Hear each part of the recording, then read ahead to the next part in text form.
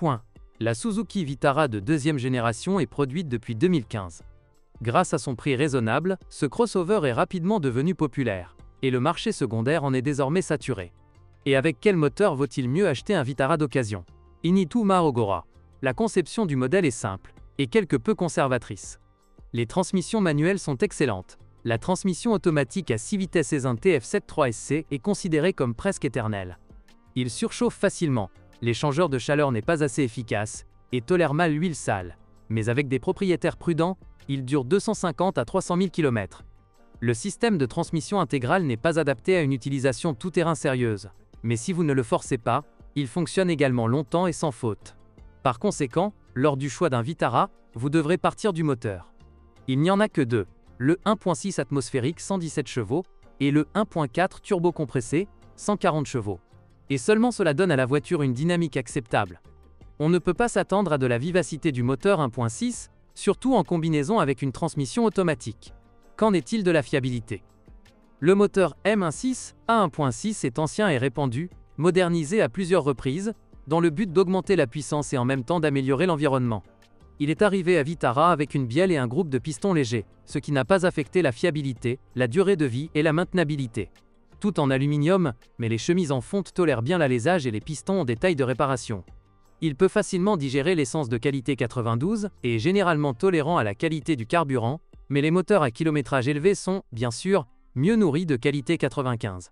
Sinon, vous devrez nettoyer la saleté plus souvent. Le papillon des gaz et les bougies d'allumage envahissent très rapidement.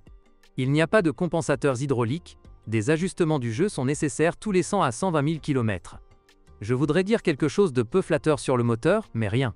La seule chose est que, comme le mécanisme d'entraînement par chaîne de distribution, il est très sensible à la qualité et au niveau d'huile. S'il est insuffisant, vous pouvez vous attendre à une rotation des languettes et des bavures sur les tourillons du vilebrequin. Vous devez également surveiller la température. La surchauffe provoque la torsion de la culasse et l'éclatement du joint de culasse et changer les bougies d'allumage tous les 25 à 30 000 km. Avec tout cela, même avec des soins peu soignés, rien n'arrivera généralement au moteur jusqu'à 200 000 km. Peut-être qu'après 150 000, vous devrez changer les joints de soupape et nettoyer les segments de piston des dépôts de carbone.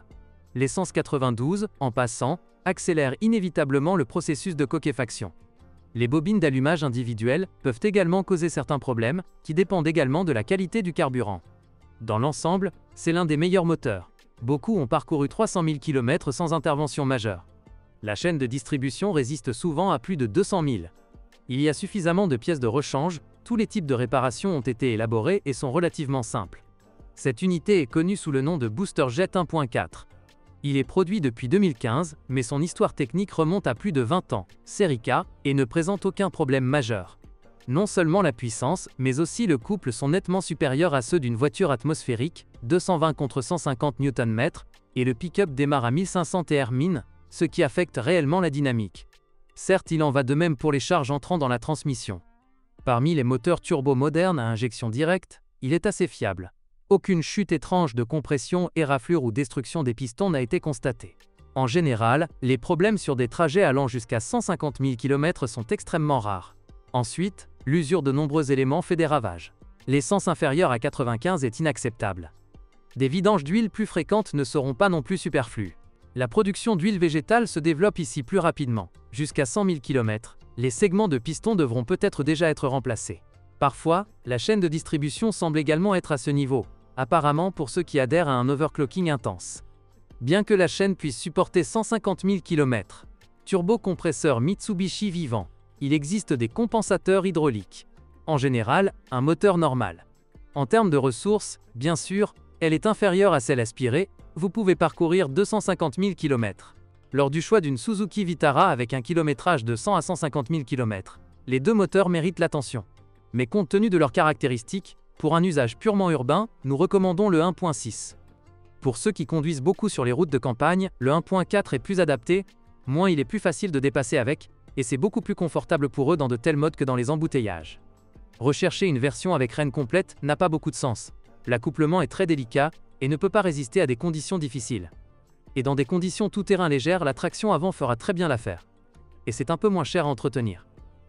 J'adore, Potushumusis. Bonjour les amis. Vous cherchez une voiture d'occasion? Vous devez prêter attention au site web carm.pro. Carm.pro est grand catalogue de voitures, moteurs, boîtes de vitesse. Et le meilleur, c'est que vous pouvez trouver des informations sur les pannes de n'importe quelle pièce. Complètement gratuit. Allez sur le site web carm.pro et découvrez tous les éventuels points faibles des voitures d'occasion.